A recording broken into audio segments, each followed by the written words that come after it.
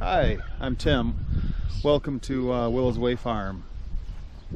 So, made a comment that we grew a pretty good sized garden in our first video, and I thought this would be well, this isn't our second video, but it's going to be probably our third or fourth, and we'll update you through the season. But let me explain our garden to you, and you can kind of see it behind me, but I'll flip the camera around and I'll tell you what we have planted and how much we have planted, and we'll go from there. So this is our garden. Weeds are just starting to come on, so I'm not too worried about it. We planted this, I think, about 2.5 weeks ago. So this is we fence in a small area out through here, which this is the stuff that the rabbits and last year woodchuck got in the fenced in area and pretty much decimated our Brussels sprouts and some of our cabbage. But we have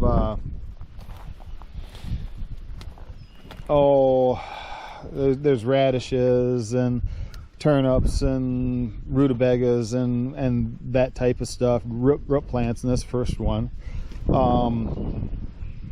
broccoli, cauliflower. I know there's Brussels sprouts. We planted extra Brussels sprouts this year. I want to pickle some Brussels sprouts. I like those.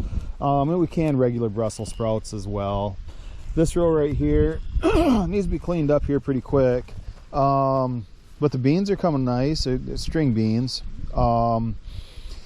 Then most of this row right here is cabbage. So we're pretty good there.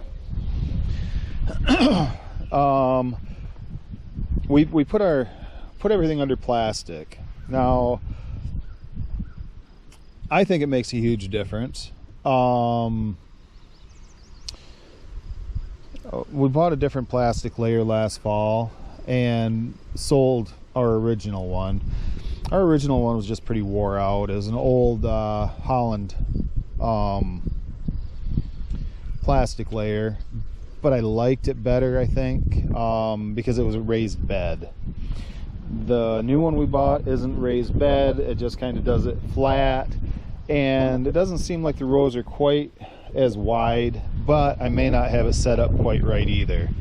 So, and then we do the rows, not obviously the fenced in area, but we do these other rows about 5 foot in between, 5.5 feet, and I've got a 4-foot rototiller that I use on my Kubota, and that's what we pull a wagon down through the middle, and that's when we harvest, and rototill in between the rows to keep the weeds down and whatnot. And obviously the plastic keeps the weeds down around the plants, but it also holds moisture in, and we water with drip lines, and everything has a shut off. That little red knob right there, I can shut every individual row off. So if we don't want to water, I just shut them off, or something needs extra water, I'll run the pump on 2 or 3 rows, and we have a pressure regulator so it doesn't blow the lines, and it's kind of a nice setup.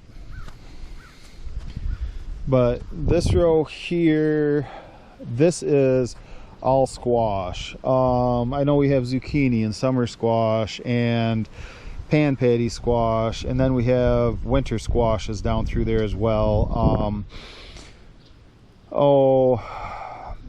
Acorn and spaghetti squash, and what's that? Hubbard. Yeah, we have Hubbards out there. We have Butternuts. Yeah, butternuts. We like squash. We can it. We also freeze some too.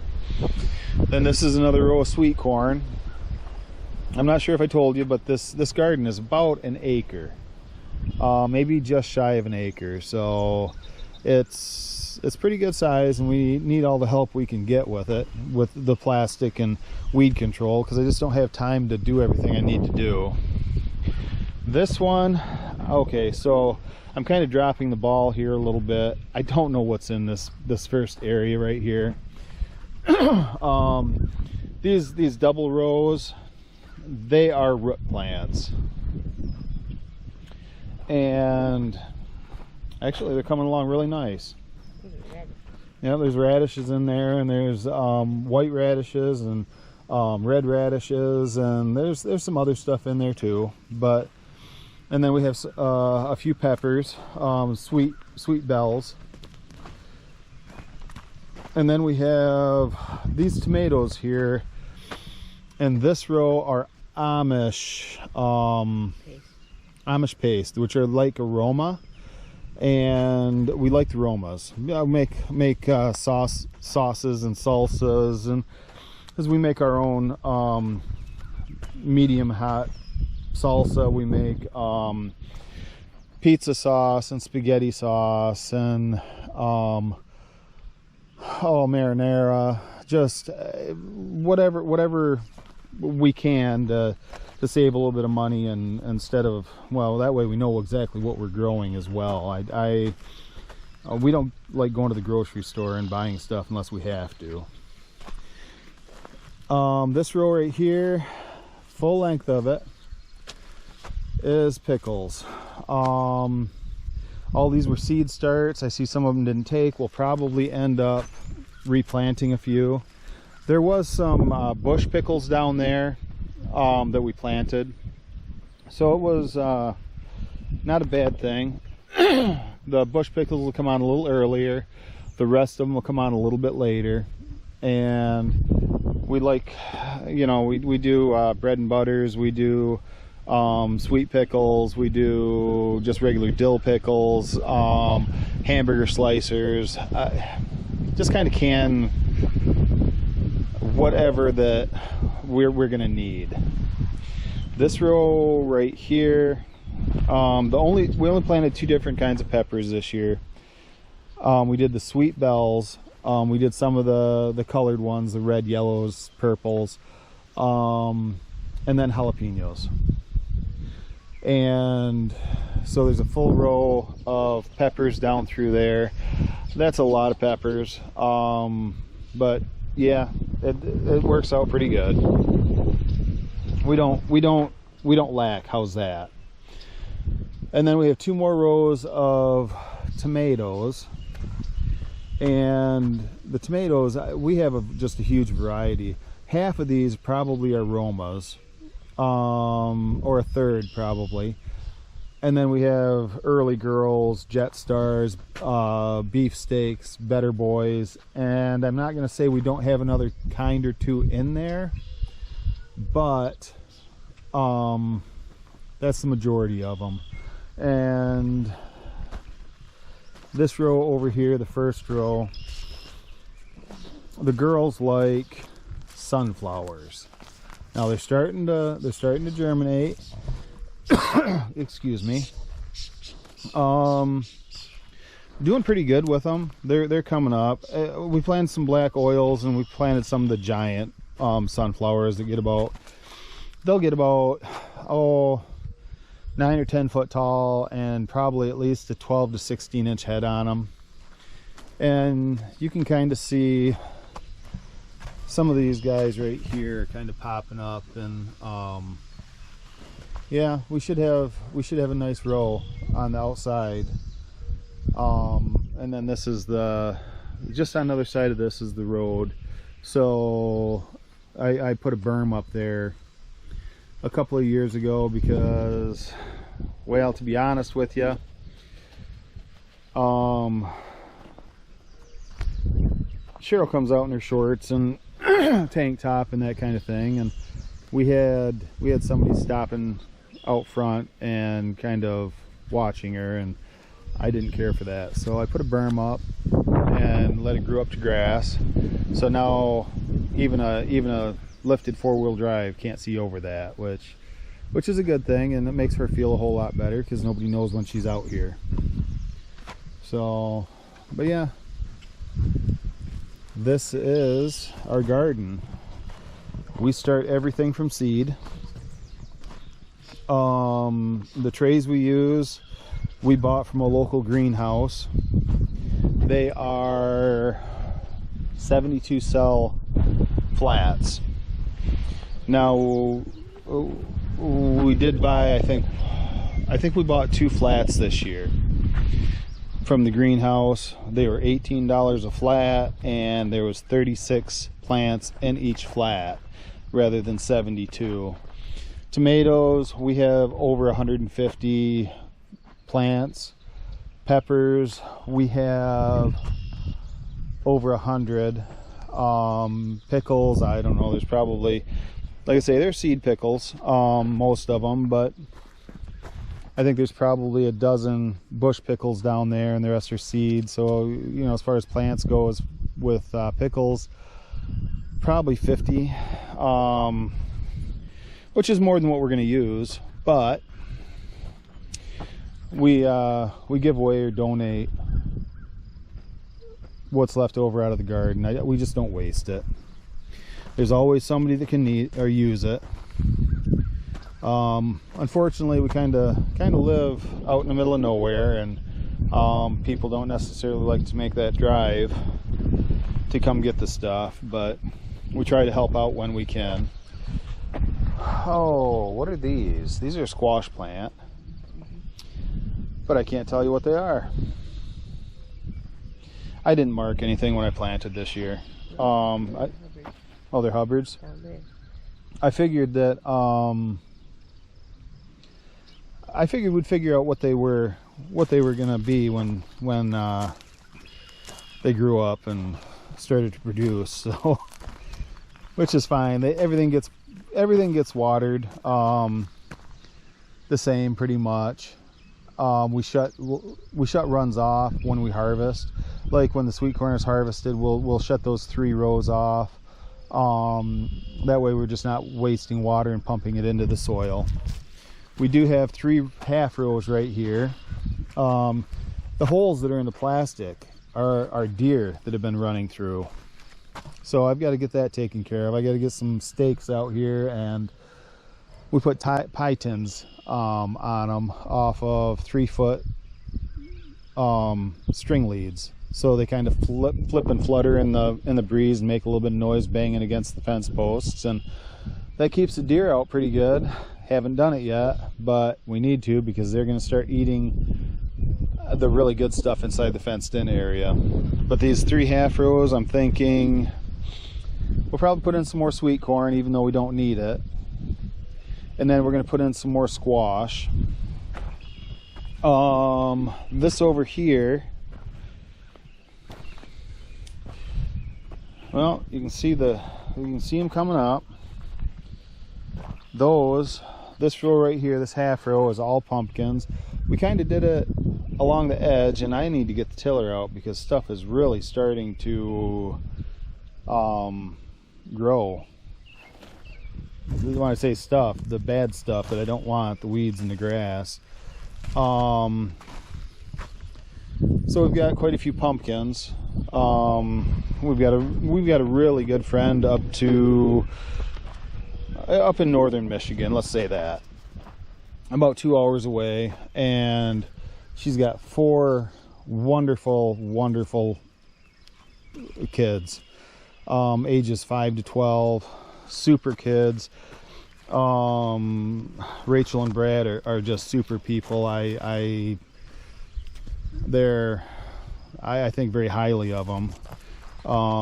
But that's what the pumpkins are for, is for her kids. And they're going to have more pumpkins than they know what to do with. As far as fertilizer goes, we don't use a lot of chemical fertilizer here. We use, well, let me see. Oh, you can probably see here, it looks like straw, which that's what it is. It's bedding. We put about, we put over 20 yards of stall pack manure on this spring, and then worked it in. That's probably predominantly what we use. Pretty much all natural. I don't want to say all organic because I'm not a firm believer in pure organics. It's a tough way to go, but we don't put a bunch of chemicals, and we don't use herbicides, we don't use insecticides. In the rare case that we do, we try to use it very, very sparingly, but we've gotten away with years where we didn't use anything. So I'm hoping this will be one of those years. And when we do, we try all natural things first. It's going to sound gross. Potato bugs. We don't have potatoes in. But we do get potato bugs on other plants. And so you take and you pick the potato bugs off as a larva before they have the hard shell. Even after they have the hard shell, if you throw them in a quart jar and have that jar filled about halfway up with water or so, and just throw them in there for about 2 weeks, they start to deteriorate. You strain them off, you put them in a pump up sprayer, and then you can spray the things that are susceptible. Like some of the squashes are susceptible to potato bugs, but it'll keep other bugs off as well. I guess I just don't like the scent or the chemical reaction. I don't know, but that's as organic as what you can do, and it's kind of icky, but boy, it works. And we don't put it on fruit plants that are ready to harvest. It's before they start developing fruit. So it works for us. Then there's a couple other little tricks that we use, but nothing, like I say, we try to stay away from the chemicals. I've been around chemicals all my life, and we're to the point where, yeah, we just don't want to put that in our bodies anymore. So we really try to stay away from the GMO. A lot of times we harvest our own seeds from year to year, and then we start our own because I never know what's coming out of the greenhouses. From what I've seen, I can't find non-GMO stuff that's labeled non-GMO. I'm not 100% sold that GMO is 100% bad for you, but I don't think it's probably the best for you either.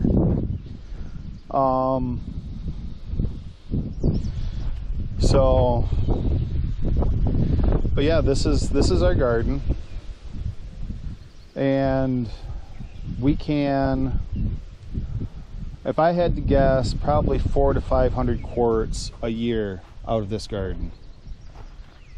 So, and it's kind of morphed into something that obviously wasn't this big when we first started. Maybe our first garden was probably eighth this size, 25 years ago, and we've been growing this garden under plastic. This is our 4th year, and it works really, I don't know, it works well for us. The plastic is a little bit of an expense, the drip line is a little bit of an expense, but we do run it off the well, and I don't know, it's just, for us, it's a good way to go. But everybody kind of has their own thing, and this is what works. What we found works best for us. So, all right,